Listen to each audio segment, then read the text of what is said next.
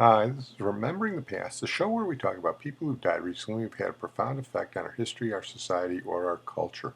We're going to talk about a couple of people that were so well known in their areas that they had statues made of them. And the first is Hayden Fry, who died recently at the age of 90, a legend in the state of Iowa. He was the football coach at the University of Iowa for 20 seasons. He was hired by Bump Elliott, whose podcast we did last week. Little obit symmetry there. And before he came, Iowa football was in a mess.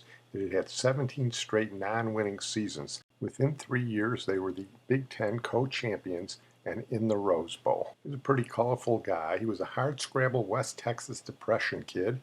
He was a Korean War era Marine. Before he was at Iowa, he coached at SMU, and he broke the Southwest Conference color barrier when he got the great wide receiver Jerry LeVias to play for SMU. A couple years later, some of the SMU backers thought they should be paying their players. Hayden Fry didn't go along with that, so they cut him loose. 5 of his assistant coaches went on to become the winningest coaches at their schools: Oklahoma and Bob Stoops, Wisconsin and Barry Alvarez, Iowa and Kirk Ferenz, who broke Hayden Fry's record there, Kansas State and Bill Snyder, and Iowa State and Dan McCarney. Hayden Fry was a colorful guy, wore a cowboy hat, talked in this West Texas twang, and said all sorts of folky stuff. He had the visitors' locker room at Iowa painted pink to take the edge off the opposition. And here's a little bit of Hayden Fry trivia. The TV show Coach was created by an Iowa alum and Hawkeye fan, Barry Kemp, who loosely based the Hayden Fox character on Hayden Fry. Here's the Big Ten Network on Hayden Fry. The Big Ten has lost a legend, Hayden Fry, who took over a down-and-out Iowa football program in the late 70s and turned it into a Big Ten powerhouse. Passed away Tuesday at the age of 90. The College Football Hall of Famer had been battling cancer. Iowa had been to 2 bowl games ever before Fry showed up in Iowa City. When he retired 20 seasons later, they had been to 14 more, including 3 trips to Pasadena. Hayden Fry was a larger-than-life figure in the state of Iowa, a Marine from Texas who rolled into Iowa City with virtually no knowledge of the place, entering a Big Ten long dominated by Ohio State and Michigan, the Big Two to the rest of the league's Little Eight. Within 3 years, he had the Hawkeyes in Pasadena for the first time in a generation. The legendary Fry did it with an innovative offense, his distinctive stand-up tight ends, and an exciting passing attack. He reinvigorated the fan base, changed the university logo, designed new uniforms reminiscent of the powerhouse Pittsburgh Steelers. Fry also had an amazing eye for coaching talent, assembling staffs that included Barry Alvarez, Kirk Ferenz, Bob Stoops, and Bill Snyder. But most of all, Hayden Fry won 143 victories as the Iowa coach. That was the most in school history until his pupil Ferenz passed him in 2018. He's a 3-time Big Ten Coach of the Year, enshrined into the College Football Hall of Fame in 2003. The Fry family released a statement Tuesday night saying in part, quote, "Though Hayden was born in Texas and moved there more recently to be closer to our family, his love for the University of Iowa, his players and coaches, the people of Iowa, and the state of Iowa is well known. Hayden often shared, quote, 'I'll always be a Hawkeye.'" Ferenz released a statement of his own. It included these thoughts: "Hayden Fry is a college football icon and an Iowa legend. His Hall of Fame career is well known, but personally, he will always be the man who took a chance on me at the start of my coaching career. I was proud to coach with him and honored to succeed him when he retired. He's been a great mentor and a true friend. I am forever grateful to him." And as I said before, just outside Iowa City in Coralville, they erected a statue to Hayden Fry. Well, we're going to move on to our feature, Sir Peter Snell, who recently died at age 80. He has a statue of him in his home of New Zealand because he was almost certainly New Zealand's greatest athlete ever and very possibly the greatest middle distance runner ever. He won a gold medal in the 800 meters at the 1960 Olympics and 2 gold medals, one in the 800 and one in the 1500 in the 1964 Olympics. For a while, he was the greatest miler in the world. Here's New Zealand television reporting on the death of Sir Peter Snell. Tributes are pouring in for the man considered our greatest Olympian, Sir Peter Snell, who's died at his home in Dallas, Texas, aged 80. Sir Peter became a household hero when he won gold in the Rome Olympics in 1960 and went on to win the double gold in the 800 and 1500 metres at the Tokyo Olympics in 1964.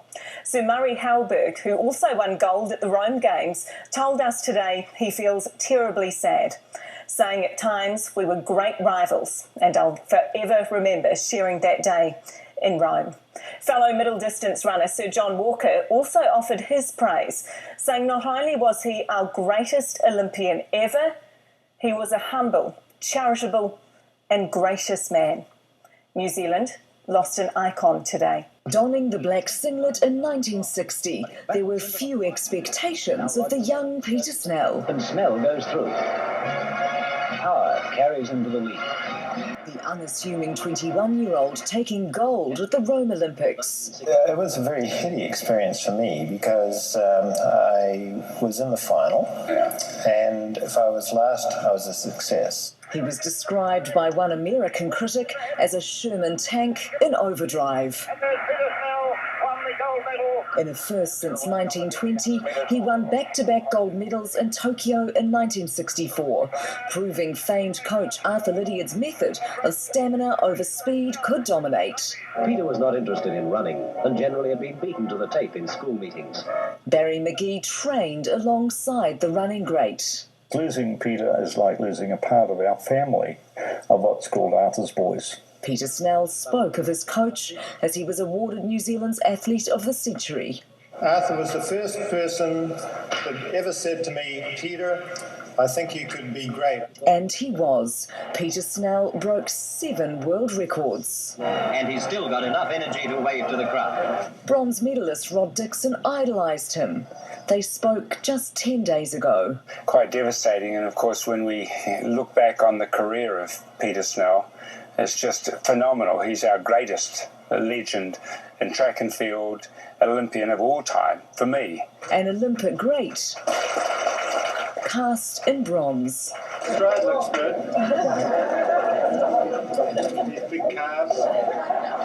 He's right up there with the best of our All Blacks and cricketers and rugby league players, but just ahead maybe, and just up there with Ed Hillary. He gifted his spoils back to the country that treasures him, including a shoe Arthur Lydiard made for the Rome Olympics. What this opportunity has done for me has allowed me to feel, at least New Zealanders feel, that I do really love this country, and this is proof of it. A country that today mourns the passing of a sporting great. Peter Snell's trademark was his amazing kick. He would often come from behind to win races against the best in the world. And here they talk a little bit about it. The greatest delight that I had was for Peter Snell, because to win 2 medals in the 800 and the 1500 and double up is just a superb performance. And if you look at the film, no doubt as you have seen, Snell was just so dominant in that 1500 metres over the last 300 metres. I guess we all knew that that's the strength that he had, but on that day he was absolutely superlative. He was simply a force of nature on the track, with a physique more fitting of a rugby player than a middle distance runner. There were cinders flying everywhere when Snell sprinted and took off. And even John Davies said he couldn't see the track in Tokyo when Snell went past him for cinders that were flying up. Sir Peter Snell's 1500-metre race in Tokyo in 1964, a display of his trademark stamina and power. John Davies, a great commentator, he was in the lead with 300 metres to go and he thought he was going to win. He was a very aggressive runner. And suddenly he told me there was a blur that went past him, a black blur, and it was Peter Snell's New Zealand uniform. And he was so strong, he distanced himself on the field and nobody could catch him after that. And then I had a clear run down the back straight. I was sort of in control and just waiting for the point where I threw everything into the final finish. Victory making it a gold medal double in Tokyo after 800-metre glory. You have this powerful, fit athlete that can just tear up the track and pull away from the athletes by just exerting such force into the track, but still having the endurance to carry that mass around the 400-metre oval. So it's just such a sight to behold, even watching on the grainy footage. This is one of those 2 gold medals from the 64 Games. And the funny thing is that he didn't know which one it was. He gave me one of them. But they didn't have inscribed on the medal or even on the box which was which. Historian and friend Ron Polensky remembers not only a sporting legend, but a humble man. He kept his fame to himself. He didn't wear it on the sleeve, and a lot of people in Dallas with whom he worked didn't even know that he, what a great runner he was. But he was never forgotten by people in New Zealand, and that's been shown today by the reaction that we have from north to south about his passing.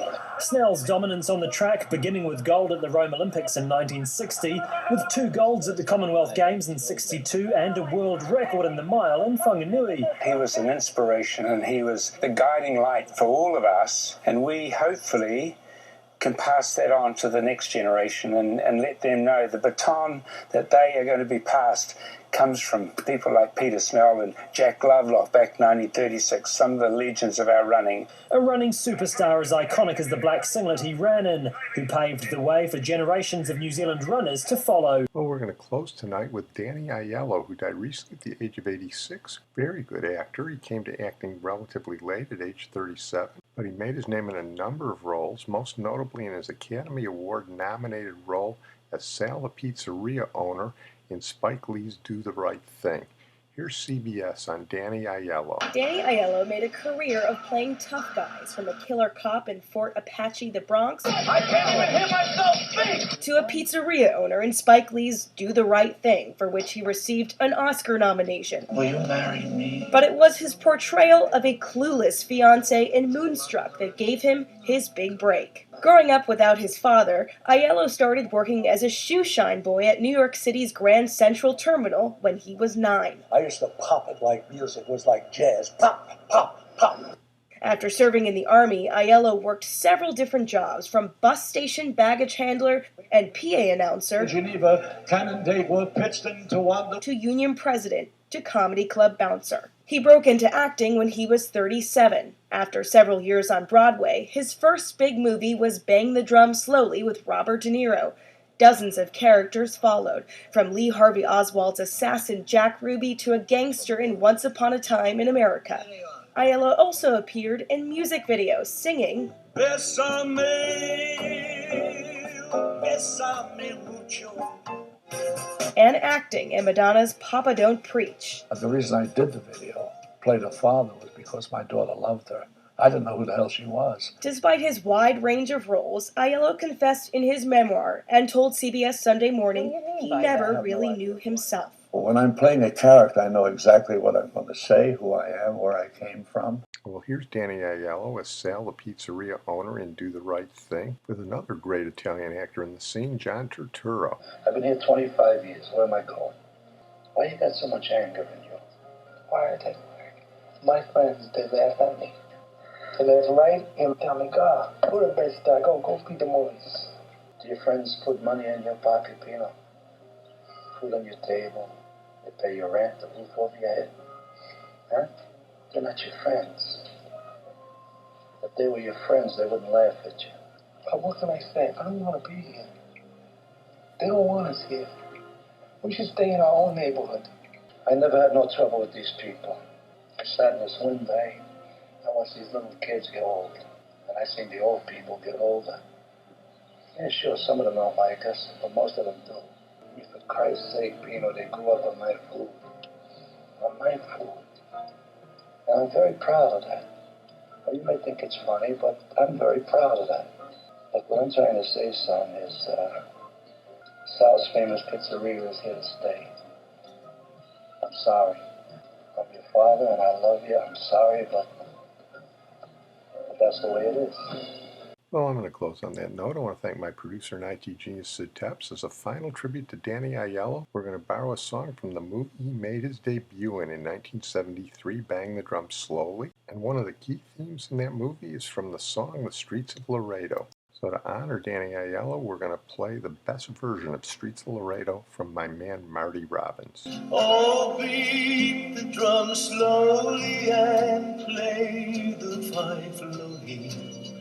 Sing the death march as you carry me along. Take me to the valley, there lay the sad ordeal. I'm a young cowboy